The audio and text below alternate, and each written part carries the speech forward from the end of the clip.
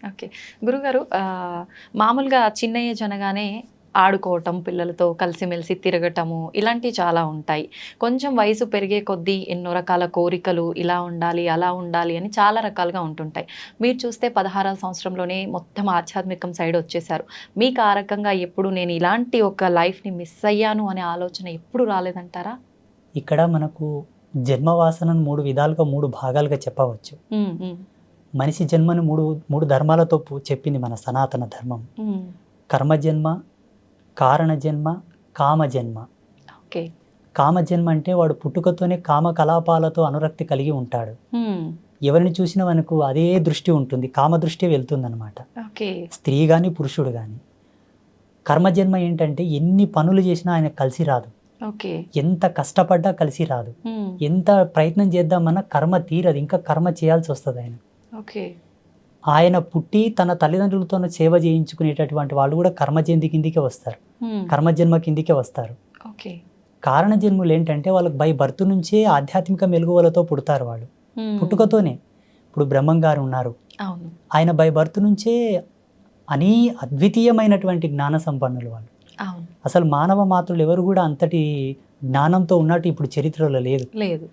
అపారమైనటువంటి జ్ఞాన సంపన్నులు వాళ్ళు. హ్మ్. అట్లా మహితాత్ముల జన్మలు సామాన్యుల జన్మలు సమానం కావు. హ్మ్. నేను పుట్టుకతోనే మా ఊళ్ళో చాలామంది ఇప్పటికీ బిజ్వార గ్రామంలో వచ్చి అడిగినా కూడా ఆ అబ్బాయి కొంత డిఫరెంట్గా ఉండేవాళ్ళు అండి, అందరితో సమానం ఉండేవాడు కాదు, హ్మ్. అందరు ఒక పని చేస్తే తను ఒక్కడే సపరేట్ చేసేవాళ్ళు ఓకే. అని చెప్తారు. హ్మ్. అయితే గురువుగారు మీ అంటే వేషధారణ విషయానికి వస్తే స్వామీజీలు అనగానే మామూలుగా మగవారు ఏ రకమైన దుస్తులు ధరిస్తారో ఆ రకంగా ఉంటుంటారు నార్మల్‌గా. మీ వస్త్రధారణ చూస్తే గనుక కొంచెం ఆడవారికి సంబంధం కలిగి ఉన్నట్టుగా ఉంటుంది. ఎందుకని ఈ రకంగా మీరు వస్త్రధారణ ఎంచుకున్నారు? మాది కౌడిధారి పంత్, అంటే ఈ అంటే? గవ్వలు ఉన్నాయి కదమ్మా, అవునవును. దీన్ని కౌడిధారి పంత్ అంటారు. ఓకే. శ్రేష్టమైన మూల శ్రీ విద్య. ఇది స్త్రీ యొక్క యోని స్వరూపమై ఉంటుంది. ఓకే. స్త్రీ యొక్క యోని స్వరూపం ఈ గవ్వ. హ్మ్. హ్మ్. దీని మెడలో ధరించి, ఇది ఏకవస్త్రం తల్లి, కుట్టని బట్ట. ఓకే. కుట్టని బట్ట ఒకే వస్త్రాన్ని అలా చుట్టుకుంటాం. హ్మ్. ఇది ఒక్కటి తప్పిస్తే శరీరం మీద ఏది ఉండదు మాకు, ఓకే. ఏకవస్త్రం ఇది. హ్మ్. ఇంకా మా వేషధారణ, మా ఈ ఉంగరాలు వల్ల అంటే అది శ్రీ విద్య సాధనలో మేము చేసేటటువంటి కొన్ని ప్రక్రియలకు ఆబంధనాలు, హ్మ్. ఒక్కొక్క దానికి ఒక్కొక్క పరమార్థం ఉంది. అవి ఓకే. మేము చేసే సాధన లోపల మాకు ఎంతో సపోర్ట్ చేస్తాయి. హ్మ్. మా శరీర నియంత్రణ, మేము చేసేటటువంటి ఆధ్యాత్మిక మెలుగువల్లో మాకు బాగా ఎనర్జీ బూస్ట్ చేస్తుంటాయి అవి. హుహుహు. ఒక్కొక్క దానికి ఒక్కొక్క మంత్రానుష్ఠాన పరిదిగ్బంధన కూడా ఉన్నది. ఓకే. ఈ ఉంగరాలకు కానీ, కుండలాలకు, హ్మ్. మేము వేసుకునే బేడీలకు, మేము వేసుకునే మాలలు, హ్మ్. మేము ఏవే కానీ మార్కెట్లో దొరికేవి తీసుకొచ్చి మెళ్ళో వేసుకోం వేరే స్వామీజీలాగా. ఓకే. ఒక దాన్ని తీసుకున్న తర్వాత పలు విధాలుగా శుద్ధులు చేసి, హ్మ్. మంత్ర జాగృతం చేసి, ప్రాణ ప్రతిష్ఠ చేసి, ఓకే. వాటిని దైవీ శక్తులతో నిక్షిప్తం చేసిన తర్వాతనే ధరిస్తాం హుహుహు. ఏదైనా సరే. ఓకే. అంటే అలా ధరిస్తేనే వాటికి సంబంధించిన వాల్యూస్ అన్నీ ఉంటాయా వస్తాయి గురువుగారు? వస్తాయి వస్తాయి హుహుహు. 100%. ఓకే. ఏదైనా ఒక కూరగాయను, ఆకుకూరను మార్కెట్ నుండి తెచ్చిన తర్వాత కడుగుతాం. హ్మ్. కడిగి దాన్ని ఎంత తరగాలో తరిగి దాంట్లో ఏవి వస్తువులు వేయాలో వేసిన తర్వాతనే కూర వండుకుంటాం. అవునవును. సమాజంలో ఇప్పటికీ ప్రజెంటేషన్లు, ఇప్పుడు వర్తమానంలో కూడా ఆధ్యాత్మికమైనటువంటి మెలకువలు తెలిసిన వాళ్ళు ఎవరు లేరు, హ్మ్. చాలా తక్కువ. తక్కువ మంది. తెలుసుకోవాలనే జిజ్ఞాస ఎవరికి లేదు, హ్మ్. చెప్పాలనే జిజ్ఞాస కూడా ఎవరికి లేదు. లేదు. ఎంతసేపు ఉన్నా తెలుసుకునేవాడు ఒక కోరికతో వస్తే చెప్పేవాడు వాని కోరికతో వాడు చెప్తుంటారు. కరెక్టే గురువుగారు. ఈ పరస్పరమైనటువంటి భేదాలు ఇవి రెండు. హ్మ్. మా సాంప్రదాయం ఏంటంటే అమ్మ, అమ్మవారి యొక్క మూల పరంపర మాది. ఇప్పుడు లేదు ఈ పరంపర. ఓకే. ఆసేతు హిమాచల పర్యంతం చూసినా ఎక్కడూ లేదు ఇప్పుడు. హ్మ్. ఓకే. శ్రీ విజయ సాధనలో ఉన్నారు కొంతమంది, కానీ మీరు అన్నట్టుగా ఉన్నారు. హ్మ్. మా వేషధారణలాగా మాలాగా లేరు. ఓకే. అలా లేరు అని మీరే చెప్తున్నారు కదా గురుగారు. మరి మీరెందుకు ఈ రకంగానే ఎంచుకున్నారు? నేను 6 నెలలు తపస్సు చేశాను. హ్మ్. ఎస్పెషల్లీ నా యొక్క డ్రెస్ కోడ్ అనుకోండి, లేకపోతే నా వేషధారణ గురించి, ఓకే. ఏ మంత్ర సాధన నేను చేయాలా, హ్మ్. ఏ దేవత ఆరాధన చేయాలా, ఎవరి గురించి నేను తపమాచరించాలని దాని మీదనే 6 నెలలు రీసెర్చ్ చేశాను నేను. ఓకే. తపస్సు ఓకే. అయితే గురువుగారు సామాన్యంగా గురువులు అనగానే, పండితులు అనగానే బ్రాహ్మణ కులానికి సంబంధించిన వారే ఎక్కువగా ఉంటుంటారు. మీరు చూస్తే అలా కాదు. మరి ఈ వైపుకు మీరు ఈ మార్గంలో వచ్చే ముందు నేను గనక సమాజానికి ఏదో చెప్పాలి, చెయ్యాలి అనే ఒక తపనతో వస్తున్నాను. మామూలుగా జనాలు అంటే కుల మతాల గురించి ఎక్కువగా భేదాలు అనేవి చూపిస్తూ ఉంటారు.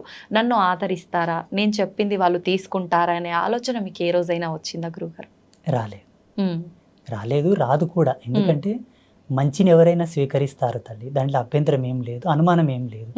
ఇప్పుడు సమాజంలో ఇప్పటి వరకు నేను చెప్పిన ప్రతి మాట, ప్రతి జ్ఞానం కూడా వాస్తవికతనే. భగవతి సాక్షిగా నేను ప్రతి సత్యమే చెప్తాను. ఇంకొక విషయం ఏంటంటే అనాధారంగా నేను ఏది చెప్పను. ఓకే. ప్రతిదీ కూడా ప్రతిదాని వెనుక ఒక పరిజ్ఞానం, ఒక వైజ్ఞానిక దృక్పథం, దార్శనికత కంపల్సరీ ఉంటుంది నా విషయంలో. ఓకే. వితౌట్ దార్శనికతతో ఏది నేను చెప్పను. ఒక దాన్ని చెబుతున్నానంటే నేను ఫస్ట్ దర్శిస్తాను. ఎవరన్నా కష్టమని నా అమ్మ దగ్గరకు వచ్చి నా ముందుకు వచ్చి మాట్లాడినా కూడా ఆ కష్టాన్ని 1కి 10 సార్లు నేను అనాలసిస్ చేస్తాను. నిజమే చెబుతున్నా, ఈయన కష్టానికి గల కారణం ఏమిటి? స్వయంకృత అపరాధమా? ఎవరైనా ఏమైనా చేశారా? ఈయన మీద ప్రయోగాలు ఏమైనా చేశారా? చేసిన పాపమా? పోనీ ఈయన చేసుకున్నాడా? పెద్దలు చేసిన పాపాలు ఏమైనా వెంటాడుతున్నాయా? పితృకర్మలు ఉన్నాయా? ఏంటి అని బాగా తెలుసుకున్న తర్వాత ఆయనకి ఏ మంత్రానుష్ఠానాన్ని ధారబోయాలో ధారబోస్తాను. ఒక రోజు లేట్ అయినా ఆయనని పరిపూర్ణమైన సత్య మార్గంలోకి తీసుకురావడానికే ప్రయత్నం చేస్తాను. వాళ్ళు వచ్చారని ఏదో గబ్బుకున్న తాయితో కట్టేయడం, యంత్రం ఇచ్చేయడం, ఏదో చేసేసి శక్తిపాతం అంటూ అదంటూ ఇదంటూ పూజలు పునస్కారాలని టైంపాస్ చేయండి. ఓకే. అంటే అందరికీ మంత్రబోధనే చేస్తుంటారా గురుగారు? మీరు అన్నట్టుగా యంత్రాలు జనరల్గా అందరూ తాయెత్తులు, యంత్రాలు ఇలాంటివే మంత్రిస్తుంటారు. అలా ఏముండదా మీ దగ్గర? ఆ వ్యక్తి యొక్క సమస్యను బట్టి, ఆ తీవ్రతను బట్టి ఏది అవసరం అది చేస్తూ ఉంటాను. ఇదని ఇది కాదని కాదు. జనరల్గా భేదం అనేది ఏమీ లేదు అక్కడ. ఆయనకు తాయెత్తు అవసరం అయితే ఇమ్మీడియట్లీ తాయెత్తు రెడీ చేసి ఇస్తాను, తీసుకున్నా ఇలా ధరించు, ఈ నాళ్ళకు నీకు మంచిగా అవుతుంది పో. యంత్రం అవసరం ఉంటే ఒక రాగి పత్ర తీసుకొని దాన్ని యంత్రలిఖితం చేసి దానికి అనుష్ఠానం మహిమను దారబోసి అభిమంత్రించి చేస్తాను, తీసుకెళ్ళి నీకు పని అవుతుందని చెప్పి. ఓకే. అయితే చాలా మంది చెప్తుంటారు గురువుగారు, ఈ యంత్రాలు ఇవన్నీ మూఢనమ్మకాలు అని. అవన్నీ నిజంగా మూఢనమ్మకాలే అంటారా, లేదు నిజంగా కరెక్టే అంటారా? వాటన్నిటి గురించి మీరేం చెప్తారు? నా అనుభవం ప్రకారంగా జగన్మాత నాకు ఇచ్చిన జ్ఞానంతో మన సనాతన ధర్మంలో ఈ భారతీయ వేద విజ్ఞానం లోపల ఏది కూడా మూఢనమ్మకం కాదు. ఓకే. ఒక నిమ్మకాయని కారు టైర్ కింద పెట్టి తొక్కియడం లోపల కూడా వైజ్ఞానికమైన దృక్పథమే ఉంది. దాన్ని మీరు తెలుసుకోలేదంతే.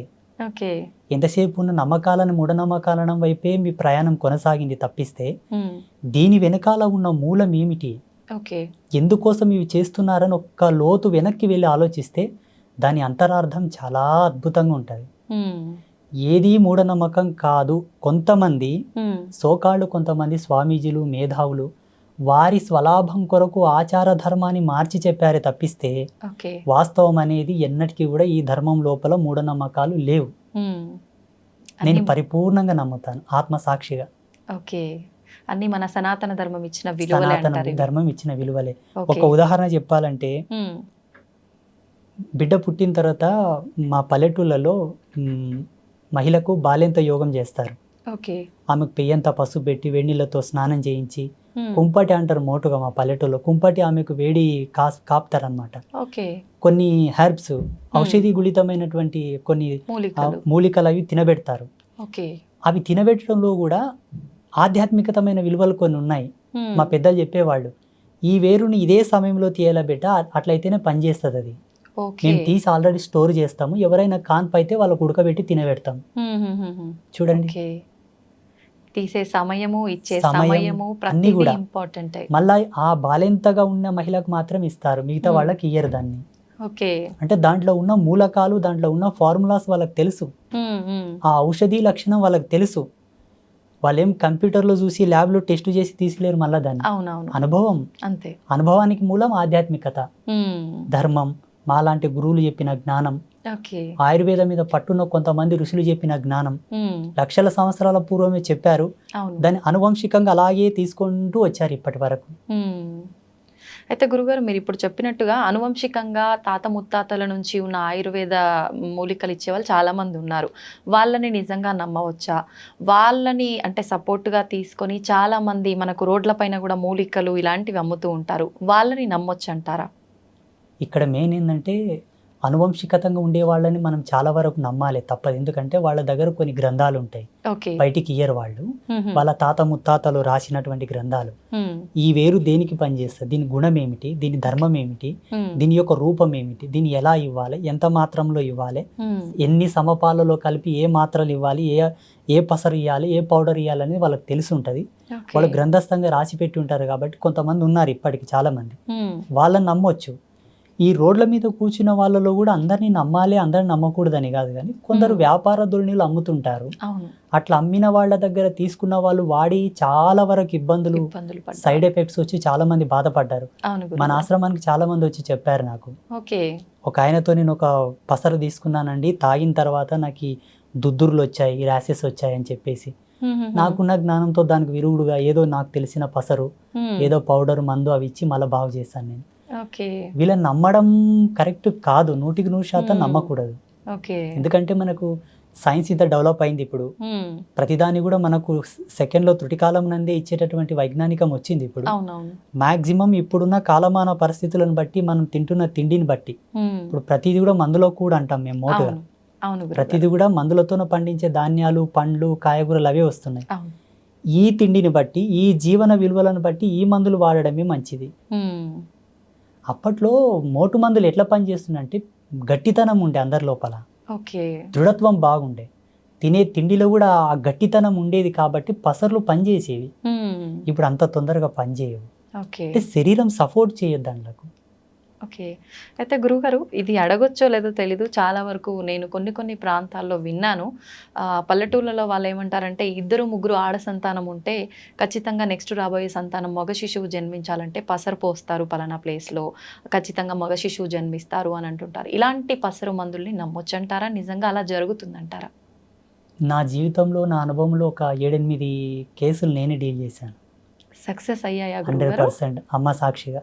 ఓకే. అబద్ధం ఏం లేదు. హ్మ్. అంటే ఇవి ఎట్లుంటాయమ్మా, వాళ్ళ యొక్క దైవం అంటే వాళ్ళ యొక్క పుణ్యం, వాళ్ళ రాతఫలం, వాళ్ళ అదృష్టాన్ని బట్టి ఆధారపడి ఉంటాయి. ఓకే.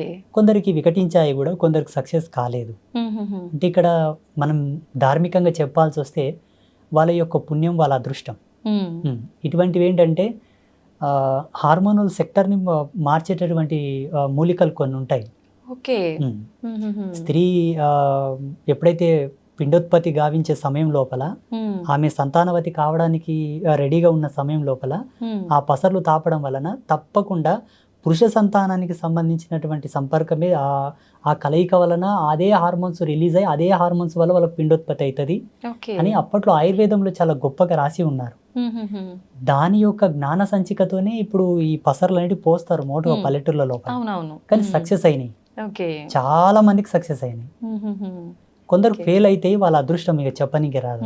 కొంచెం మన చేతుల్లో ఉంటే కొంచెం భగవంతుడు అదృష్టం భగవంతుడి పైన ఆధారపడి ఉంటుంది.